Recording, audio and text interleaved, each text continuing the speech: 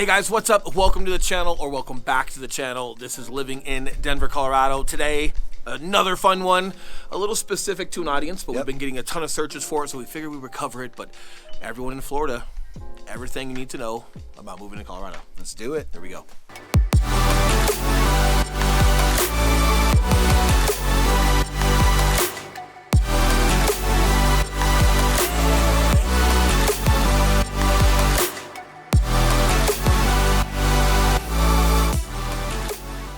What's up, guys? We are the Mile High Property Brothers. I am Eli Schmidt. This is my business partner, Will Grimes.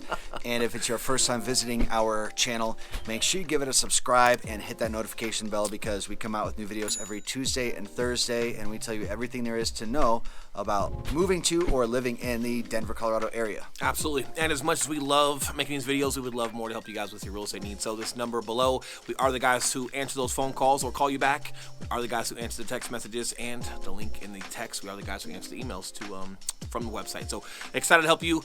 A fun one today. We're going to get right into it. Folks moving from Florida, everything you need to know when it comes to moving to Colorado. However, before you come off of this video because you're like, hey, I'm not living in Florida, even though I'm coming to Colorado, this isn't for me. There's a lot of things in this video that might still be for you, even though you're not coming from Florida. So it's more about just, if you're not from Colorado, maybe you're from the East Coast, or just not from Colorado. Like, there's going to be some things that I think are across the board just important for you guys to hear. So everybody that's watching, really appreciate the support and all the feedback that you guys give us. So please keep an open mind and see if any of this applies to you. However, if you are from Florida and I find out you haven't watched this video before you holler at us, you got homework.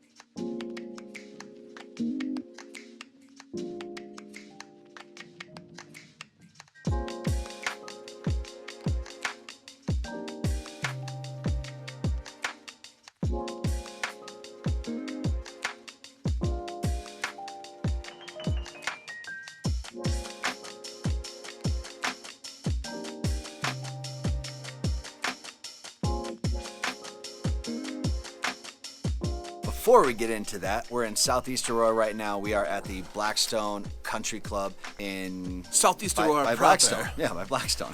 We're just south of S.E. proper, Aurora. And we have not done a Blackstone video, but we are out here because we're in Southeast Aurora. We are visiting the Inspiration community, and we want to give a shout out to one of our clients that we worked with from YouTube, Omkar and Prachi. Checked on your house today. It's doing amazing. We're closing on it next week. January 5th, you guys got a brand new home. Yep. Super stoked for you guys.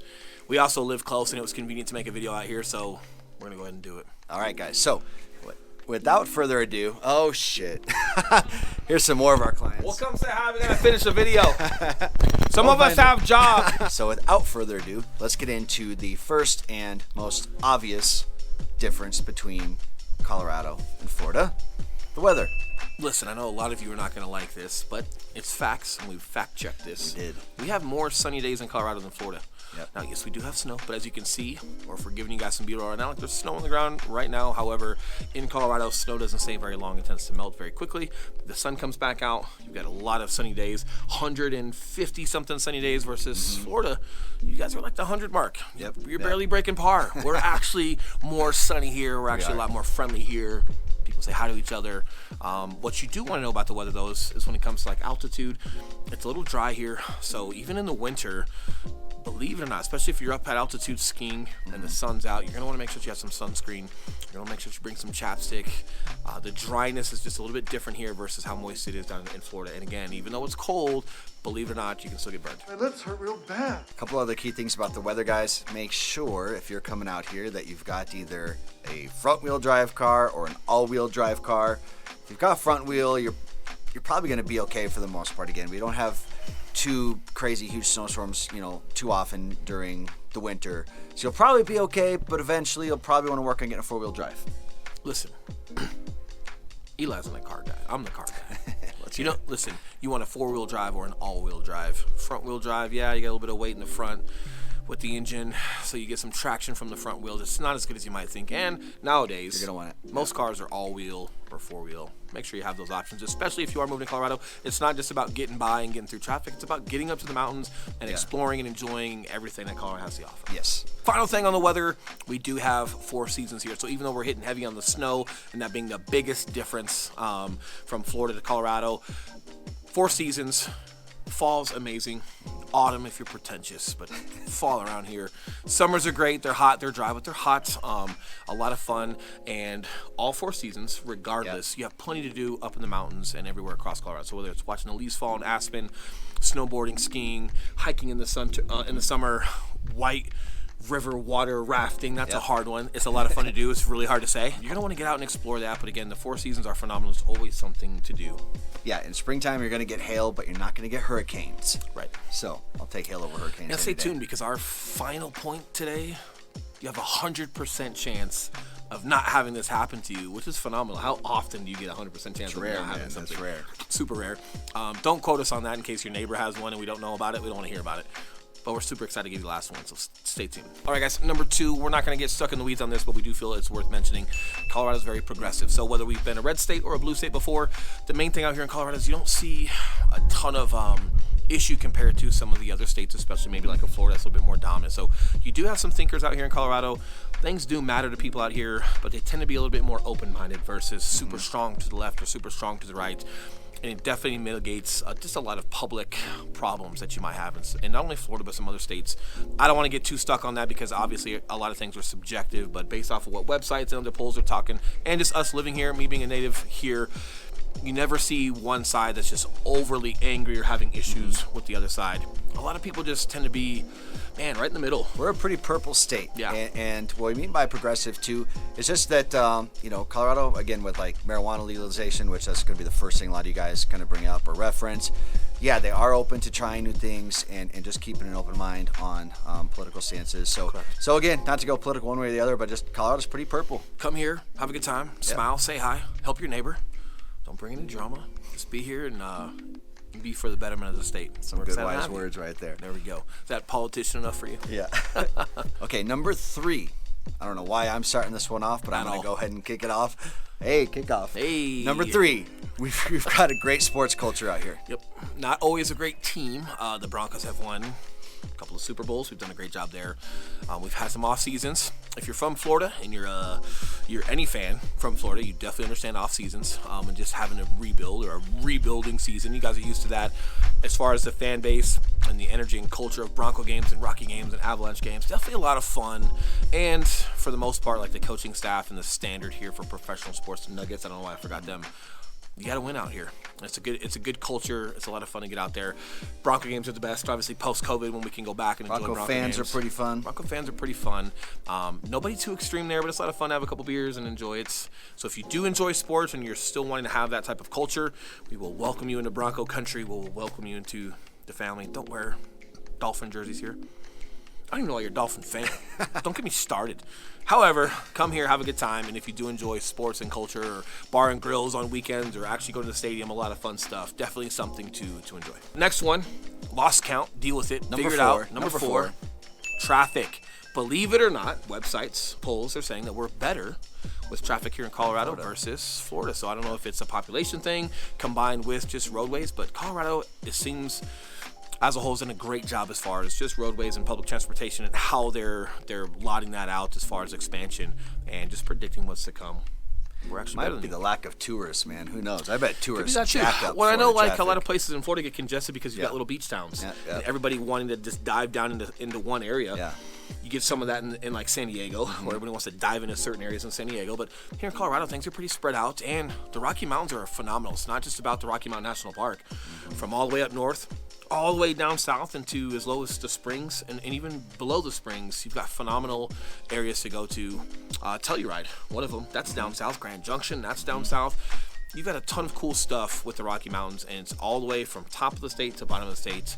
Nothing really gets bottlenecked, and I think that might help with some traffic as well. The worst traffic that you'll find in Colorado is if you're trying to head up to the mountains, you're taking I-70, you're heading up to the mountains on a Friday evening. 4:30 in the afternoon. Or you're coming down from the mountains on I-70. On a Sunday. On a Sunday afternoon. Yeah. That's the worst time to get traffic. Leave early Friday. Take a day off from work. Leave early Friday. Or you know what, like, go up Saturday morning, but then maybe come back on Monday and take a day Monday. There's ways of dodging it. And I'm sure if you're coming from Florida or anywhere else, there's ways of like navigating the traffic where you're at. I'm sure everybody deals with it to an extent. So just get creative, take a day off of work, have some fun, enjoy what Colorado has to provide. Just dodge that traffic. Speaking of traffic, going back from Vegas to Southern California, terrible. One of the worst. Yeah, don't make that commute.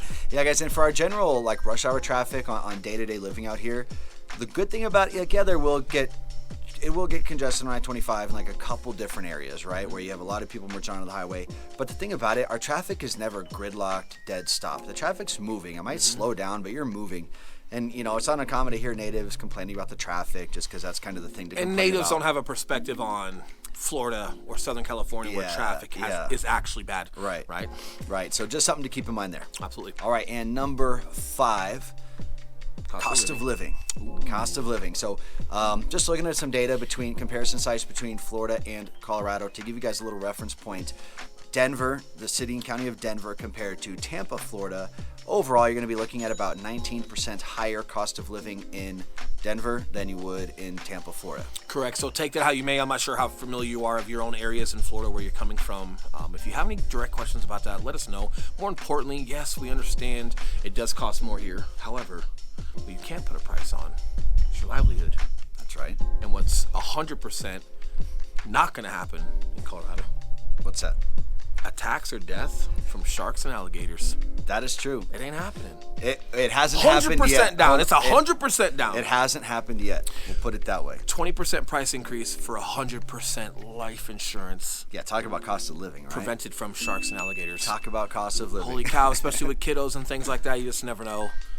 It's important to me. It is. It's important to me. You're not going to catch me down there. The little kid was snatched up at Disney World. Yeah, no kidding. Like it's out of control. Not going to happen here. True. No, and just speaking of, like, since we're speaking about wildlife, right? Like altitude, just giving you some tit for tat here. No, we don't have sharks and alligators. And believe it or not, we don't have a lot of anything, right? So as far as like spiders in your basement or snakes or any other creepy crawlers. You guys got some bugs in Florida, I know that. We have none compared to what you guys have. The last time I saw a spider in my basement, I've got an unfinished basement in my home.